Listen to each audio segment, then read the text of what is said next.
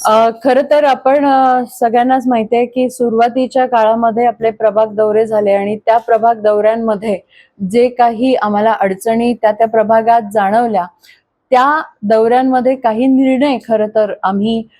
सगळ्या पदाधिकारी, मी असेल, उपमहापौर असतील, आमचे स्टँडिंग चेअरमन असतील, पाहणी दरम्यान ज्या ज्या प्रभागांमध्ये काही अतिशय संवेदनशील आणि महत्वाचे निर्णय आम्ही घेतले होते आणि आज आम्हाला आनंद होतोय की आपलं सरकार जे आहे महाराष्ट्राचं, ते शेतकऱ्यांना प्राधान्य देत असताना आणि उद्या सन्माननीय मुख्यमंत्री देवेंद्रजी फडणवीस यांचा वाढदिवस असताना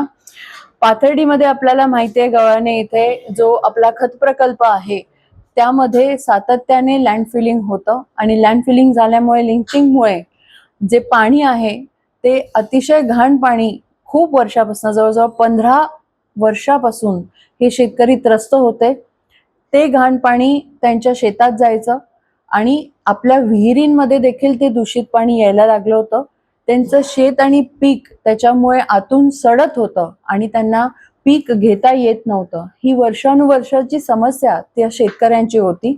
त्याचबरोबर विहिरीतलं पाणी देखील दूषित होतं, त्यामुळे त्यांच्या आरोग्याला देखील खूप मोठा धोका निर्माण झालेला होता. आणि पाहणी दरम्यान जेव्हा आम्ही हे बघितलं, तर तेव्हा आमच्या लक्षात आलं की इथे खरं तर ते जे पाणी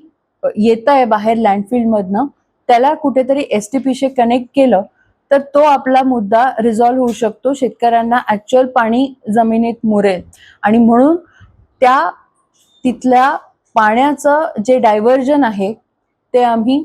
जवळजवळ 2.5 कोटी खर्च करून आज त्याचं भूमिपूजन केलेलं आहे आणि 2.5 कोटीमध्ये आपण ते पूर्ण जे पाणी, खराब पाणी आहे जे त्यांच्या शेतात जात होतं, जे विहिरींमध्ये जात होतं, त्याला डायव्हर्जन देऊन एसटीपीत टाकतो आहे आणि आता त्यांना एकदम चांगलं आणि स्वच्छ पाणी मिळेल. हे जे खराब पाणी होतं ते एसटीपीत जाऊन स्वच्छ होणार आहे. त्यामुळे अशा पद्धतीने खरं तर शेतकरी खूप